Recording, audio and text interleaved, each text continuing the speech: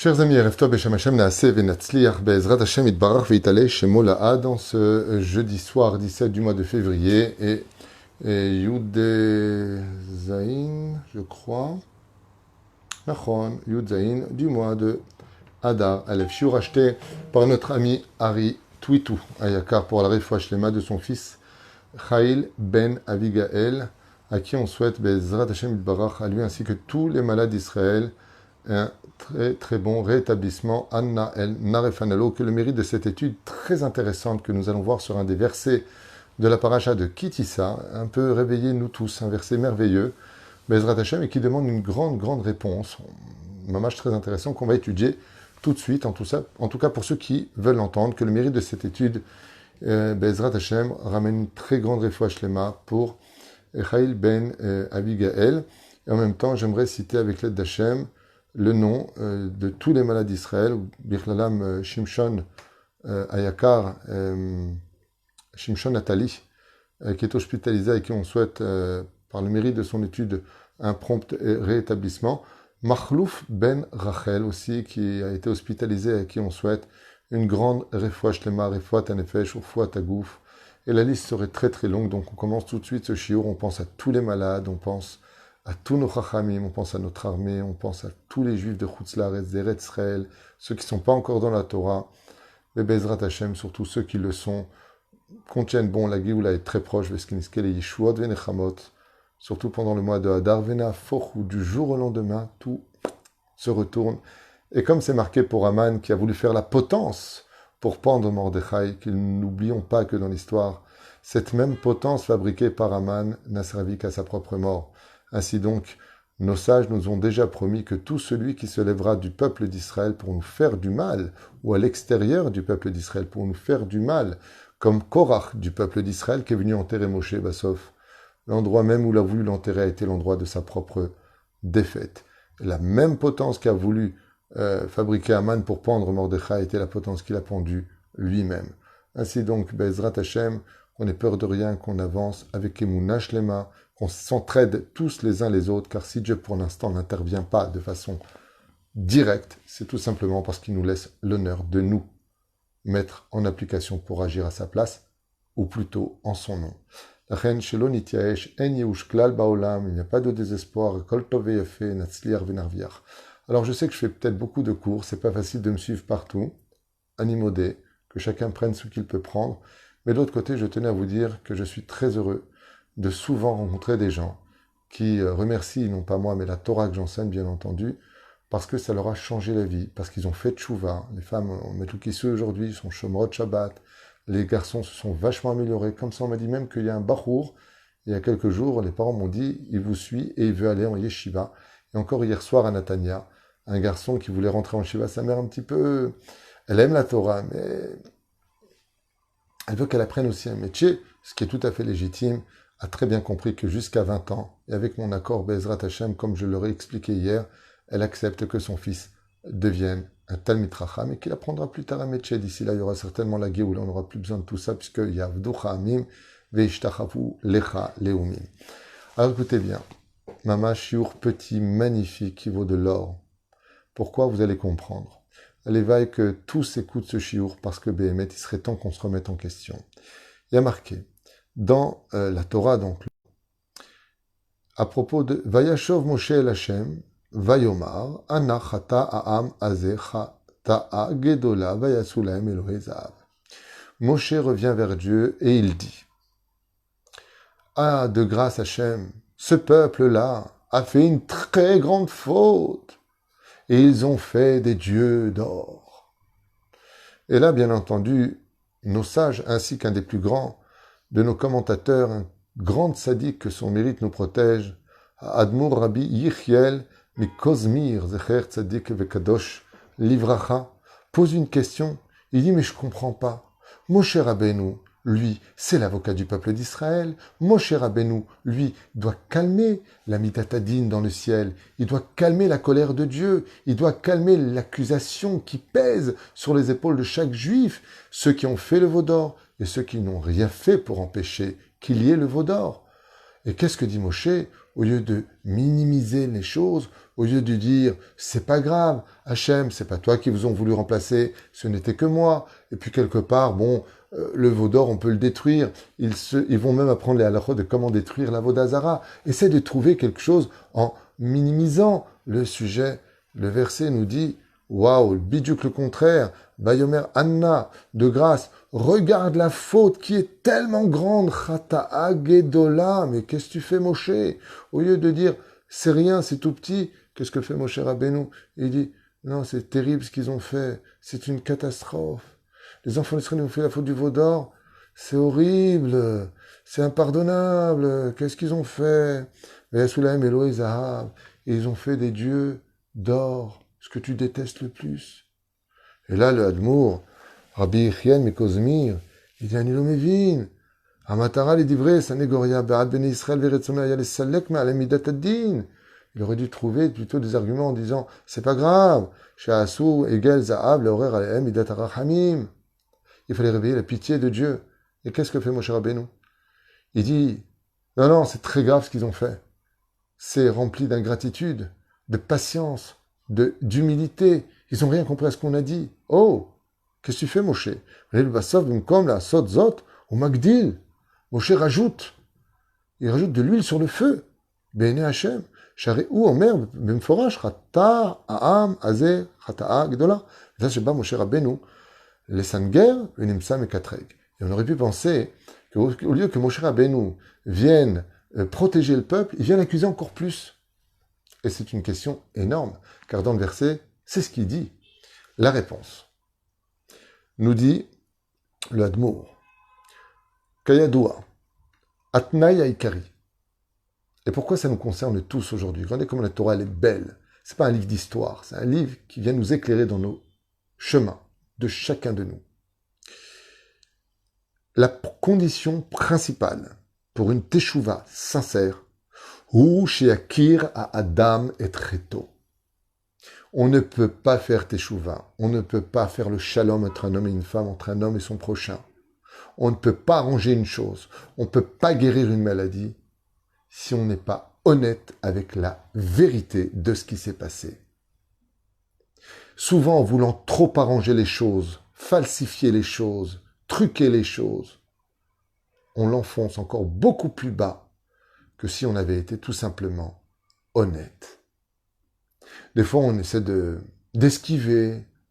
Mais tu sais, tu m'as très mal parlé tout à l'heure. Mais non, je t'ai rien dit. Si, t'as mal parlé. Mais non, c'est pas ce que je voulais dire. Si, tu savais exactement ce que tu disais. Tu l'as même expliqué à tout le monde pourquoi tu disais ça. Ça sert à rien de te faufiler à travers toutes sortes de couloirs qui sont plus embrouilles et qui démontrent que non seulement tu n'as pas été honnête, mais en plus de ça, que tu continues à ne pas être honnête.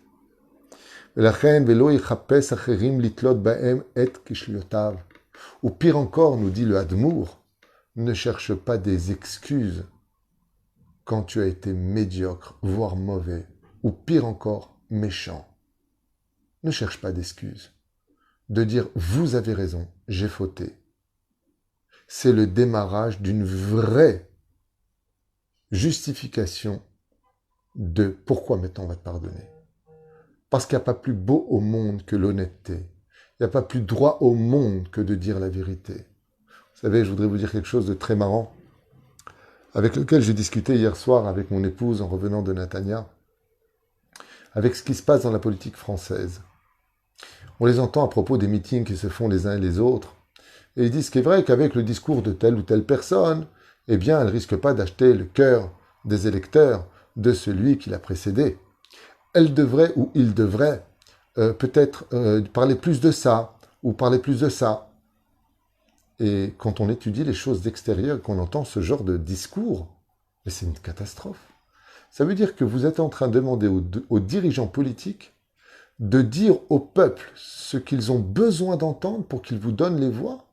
Mais ça veut dire que vous, qui représentez le futur leader potentiel du pays, en fin de compte, vous utilisez des stratégies politiques mensongères pour gagner le cœur des gens alors que vous ne le pensez même pas vous-même.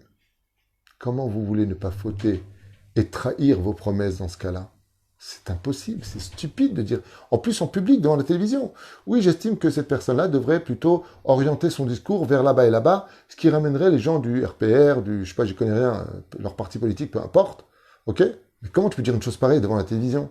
T'es en train de dire à tout le monde, écoute, pour arnaquer les imbéciles qui comprennent rien à ce qu'on leur raconte, dis-leur ce qu'ils ont besoin d'entendre avec un langage qui leur correspond, et puis c'est bon, ils vont voter pour toi. C'est terrible de parler comme ça. Parle avec ton cœur, parle vraiment de ce que tu penses de la situation. On est dans le politiquement correct. Ah non, ça se dit pas, ça se dit. Ah non, ça c'est dit trop franc. Et il y en a même qui, s'ils ont de malheur de dire tout haut ce que tout le monde pense tout bas, ce sont des racistes. Mais je rêve, on est dans un monde de malades. Viens la Torah, elle nous éduque. Et notre Torah nous dit, non, quand il y a un problème, il faut dire qu'il y a un problème. Bien sûr qu'il faut des fois trouver les mots pédagogiques, psychologiques, parce qu'on a un monde un peu compliqué au niveau de l'esprit.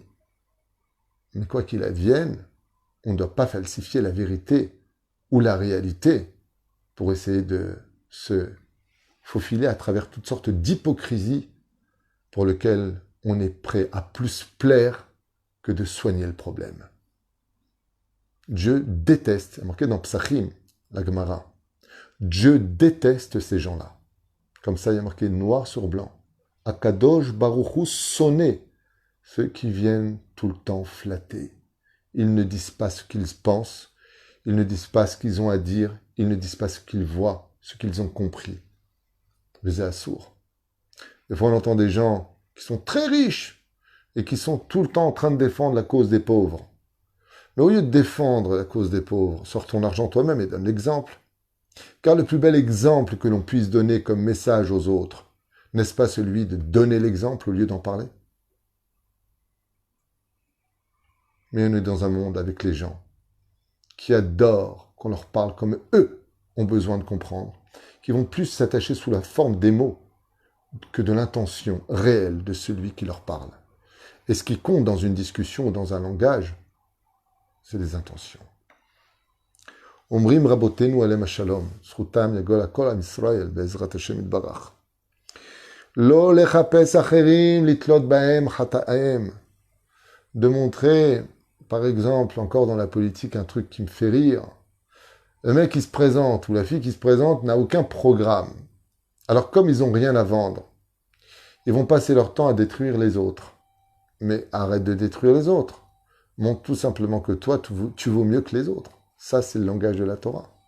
Le langage des mécréants de ce monde, c'est que comme ils ne sont rien, à l'image du PN, du pervers narcissique, c'est de constamment critiquer les autres pour se donner l'impression d'être meilleur. Mais qui t'a dit que tu étais meilleur jusqu'au moment où tu seras à la place de celui que tu as critiqué? Et la Torah, elle nous dit, ne critique jamais une personne tant que tu n'as pas vécu ce que lui a vécu, tant que tu n'as pas été toi-même à la place qu'il a occupée. Parce qu'on ne t'a pas vu à l'œuvre, alors comment tu peux critiquer l'autre? Zot Hashéla. Et là, Yodé ala emet venirshal bechet veitcharet bechol libo al she'asa neged retzono shel HaKadosh Baruch Hu.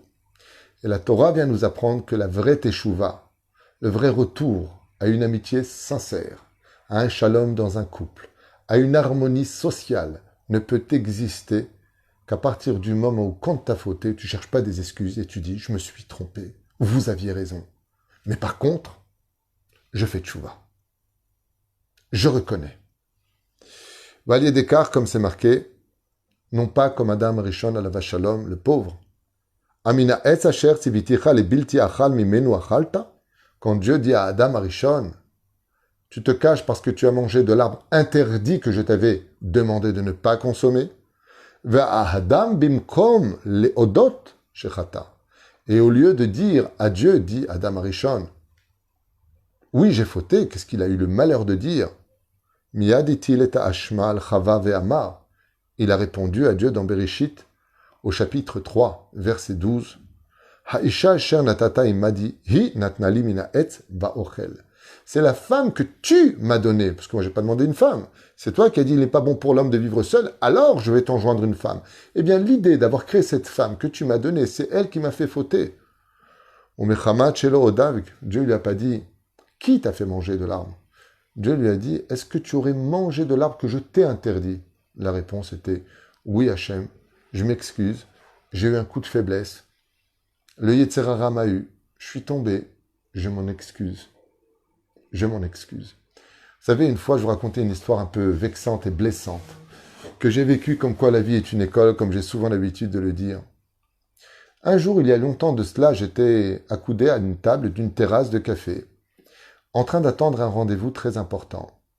Et juste à côté de moi se tenait un couple qui discutait ensemble, et d'un coup passe une femme de belle apparence. Et voici que le garçon marié ne peut plus retirer ses yeux de cette femme qui est en train de passer. Et là, bien entendu, la femme mariée, l'épouse légitime, dit à son mari, oh, ça va, ouais, qu'est-ce qui t'arrive? Et qu'est-ce qu'il lui répond d'après vous?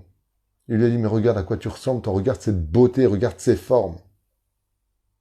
J'ai regardé comme ça et je lui ai fait signe de loin en lui disant, combien tu peux être médiocre pour parler comme ça? Et toi, tu t'es vu? Ta femme qui est ta femme légitime, à qui tu as tout promis avant le mariage, elle se sent vexée, tu n'arrives pas à enlever tes yeux d'elle, et moi tu ne me regardes pas, je suis juste à côté de toi, et tu la regardes. J'ai le droit de dire, oh, qu'est-ce que tu fais? Je suis ta femme. Si c'était une autre, qu'est-ce qu'il lui aurait dit? Dites-moi, vous n'êtes pas ma femme, et moi je suis ta femme. Et lui, qu'est-ce qu'il fait? Au lieu de lui dire, chérie, t'as raison, excuse-moi, j'ai eu un coup de faiblesse, excuse-moi, t'as raison. Qu'est-ce qu'il lui a dit? Mais t'as vu toi à quoi tu ressembles? Non seulement tu as fauté, non seulement tu as vexé ta femme, mais en plus tu l'as détruit alors qu'elle a raison. C'est exactement dont nous parle ici le Hadmour. Mon cher Rabbeinu, sa seule façon d'atténuer le din, c'est de dévoiler la vérité. La vérité, on a fait quelque chose de très grave, Hachem. C'est presque impardonnable, mais toi, tu es Dieu, tu es au-dessus des sentiments des hommes. Toi, Dieu, tu sais que l'homme, il est faible. Tu sais que l'homme, il a besoin de ce que tu as créé avant la création du monde, de la Teshuvah. Alors je reconnais, Dieu, au nom de tout Israël, ce qu'on a fait, c'est pas bien. C'est inadmissible. C'est impardonnable. Mais si tu nous pardonnes, tu auras montré que tu es un Dieu de miséricorde hors pair. Et Dieu lui dit, Salarti Kidvarecha. J'ai pardonné comme tu l'as dit. Bravo. Comme on a l'habitude de lui dire dans le verset à la fin, car Moshe Rabbeinu Yod Veratzal et Titkabel Tshuvatam Shel Israël Miyad Patar Vhata Aam Azecharata Gdola. Oui, je reconnais que le peuple a fait une très grave faute, grande faute. Klomar Modim Em Shchat'u Ve'ena Menassim Livrach Mina Hashma. Ne cherche jamais à fuir tes responsabilités. Assume-les et sache demander pardon. Trouve les mots, non pas pour te faufiler à droite et à gauche comme un poisson, mais trouve les mots pour dire, comme l'a dit Yehuda, qui grâce à cela est devenu roi d'Israël, fils de Yaakov, Yehuda, Tzadka Mimeni.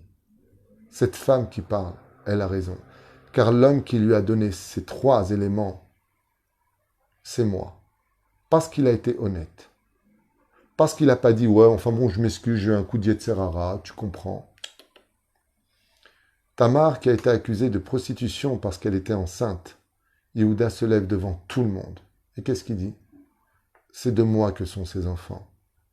Je m'en excuse. Vous savez ce qui s'est passé au Sanhédrin devant tout le monde? Tout le monde s'est levé et a applaudi. Parce que Yehuda, il lui a demandé pardon à Tamar. Pardon de t'avoir mal jugé.